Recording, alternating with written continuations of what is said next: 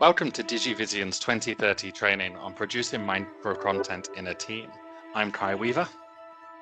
And I am Tiina Parkkonen, and we are from the Southeastern Finland University of Applied Sciences. This video focuses on scripting and storyboarding micro content and micro courses.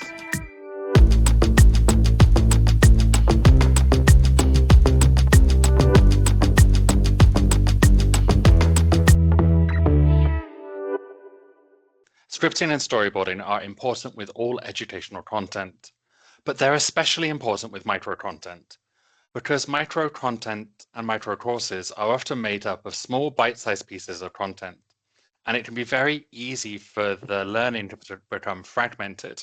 So it's really important to design not only the small individual pieces of content, but to create a strong overarching logic for the course with well-constructed learning pathways. But what do we mean by scripting and storyboarding? Okay, scripting is all about writing down the dialogue, actions, and directions for the learning material. It helps you organize your thoughts and ensures that your content is clear and concise. It forms a narrative of the learning pathway. In other words, it sets up the story and makes sure everyone knows what to be included. And storyboarding takes it a step further by giving a visual outline of the scripts, and it shows how each section or segments or parts will look, helping to plan and visualize the outcome. So, Dina, what you're saying is that the scripting is about writing down each individual part or the individual content, and storyboarding is more about the big picture. Yes, exactly. Let's first take a look at how to create an individual piece of micro content. As you can see, each individual piece goes through production cycle. We talk more about the production model in a later video, and we'll think about how to assemble a course from these bite-sized pieces shortly. But let's think about how we create a piece of micro content. So we start with the pre-production phase. During this phase, we think about the sort of content we want to create with a written script and a clear vision. Then we have the production. During this stage, the actual filming or creation of the content takes place. This is where the planning comes to life, capturing the necessary footage or creating the required material. Then we have post-production. Here we edit and finalize the material that's produced. We might add in special effects, make final adjustments, edit the language, and so on. And we review and feedback in the final phase, which involves evaluating the completed project and also getting feedback from your peers and from the learners who are taking the content. These sorts of things form a cycle for producing content. That's right. We start by storyboarding and scripting the individual content, and then you follow these documents through the entire production phase. The script is not only your guideline for producing the material, it's also something to refer back to once the material are produced. Exactly like that. And this is where we now come to assemble the individual pieces of micro content into a coherent whole or course.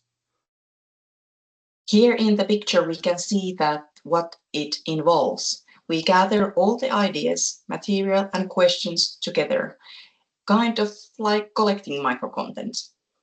Yes, we might have posts and videos and texts and stuff like that. And this is a good thing to remember that if you are working with teachers, most of them probably will have a vast amount of ready material made already. We need to adapt it into the right format and put it into the right place. And once you've done this and you've gathered everything together, it's a good idea to visualize how this all works.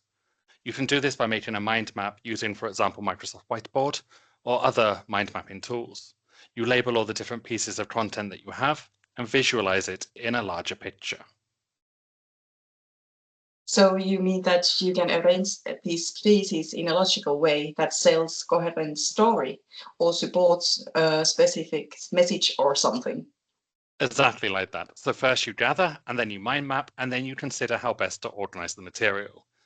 And here it's a really good idea to bring in outside perspectives on the learning material, or use a production team to help you identify the logic, and how it should go. Because you might visualize the material yourself very differently to how a learner would see it. So this means that you ensure that all the pieces work together seamlessly, basically. Yes, exactly like that. And then by involving different actors in this as well and thinking about the overarching logic, you can identify the different learning pathways for the learner. For example, is the learning structured or modular? Is there a clear linear pathway for the learner to follow, or is it more piecemeal according to their own interests? And how can you assemble the microcontent to create different pathways? Should you create multiple learning pathways? It depends on the overall narrative and how you actualize it. But yes, it's a good idea to create multiple pathways. Once you have the individual piece of content, it's time to start thinking about how to structure and plan it. Each piece should stand alone, but also form part of the larger whole. So let's start in structuring. Here is one example way of structuring or storyboarding a course. Think about the different material that you have gathered so far from the previous slide, and then assemble it in front of you. In this way, the disconnected pieces of microcontent can come together to form a coherent narrative and learning pathway for students. First, we start by sparking the learner's curiosity through activating and challenging. We ask questions, argue, use examples, and check prior knowledge from them with different kind of, or we can use videos, podcasts, quizzes, and tests. So that's a really good place to start with sparking the learner's curiosity. And this is why we activate and challenge them to help them feel part of the learning process.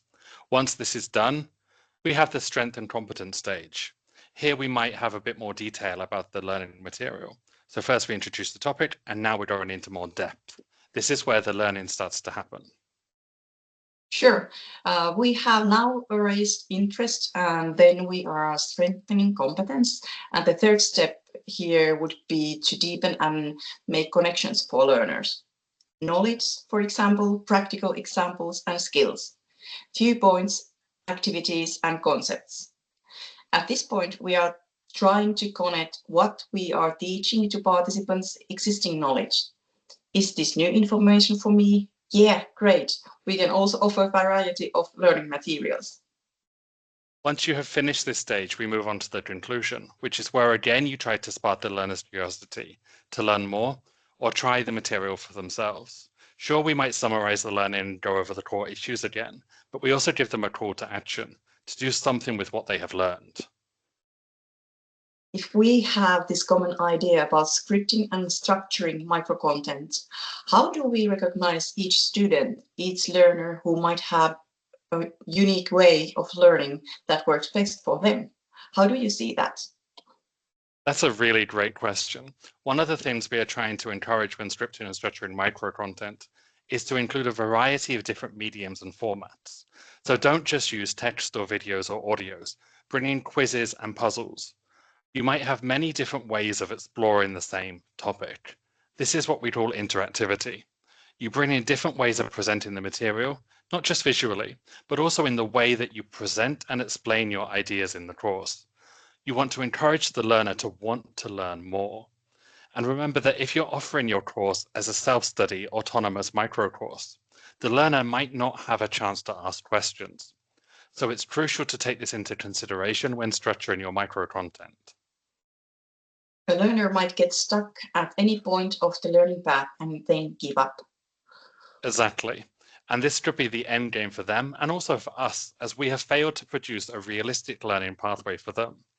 It's really important then to make sure that everything is explained properly and in several different ways. You can arrange the individual microcontent to allow for different learning pathways to achieve the same goal.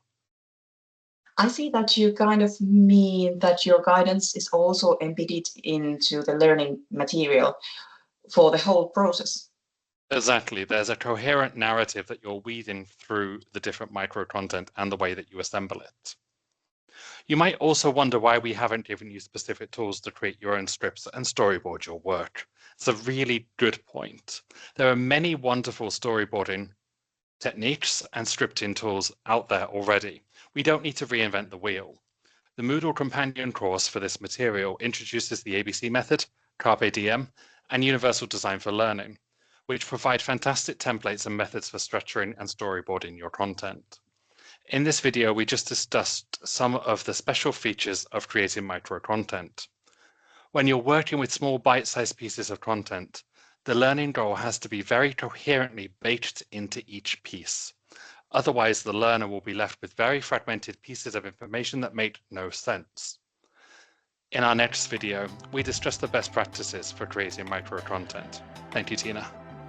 Thank you, Kai.